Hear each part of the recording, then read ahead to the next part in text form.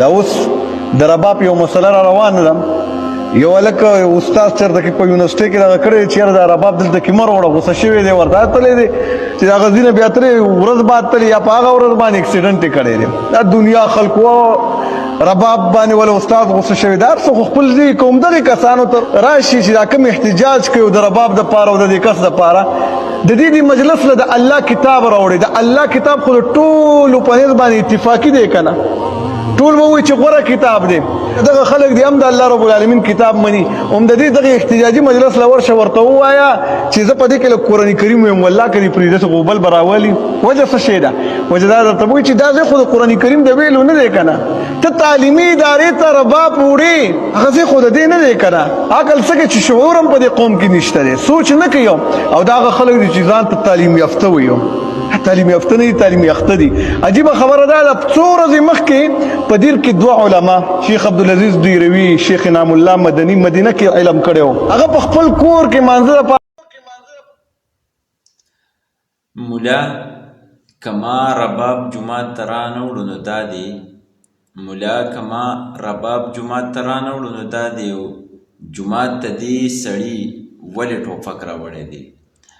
سلامونه ملګرو، ستاسو ورور ریاض احمد سټار سره د نوې ویډیو حاضر یم. امید لرم چې ښه به یې. د ویډیو مقصد صرف یو پوینټ کلیر کول دي چې ډیر افسوس دی په خپل قوم باندې په دې خبره باندې چې ډیر زیات تلواري دی او د یو خبرې په روټ باندې ځان نه پوهه کوي.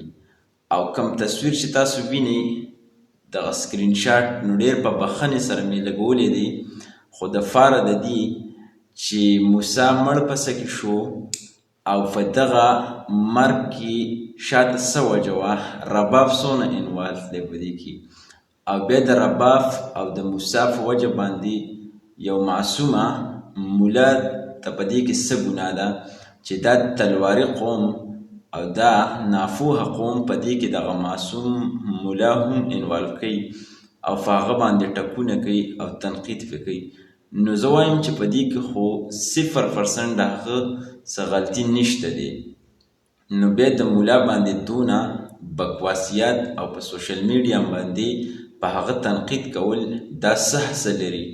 د دې شاته څه وجوهات دي؟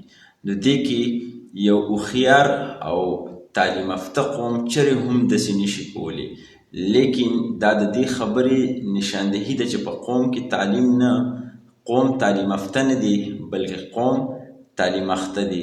خپل رای را سره ضرور منشن کړئ. څه خیالات لرئ؟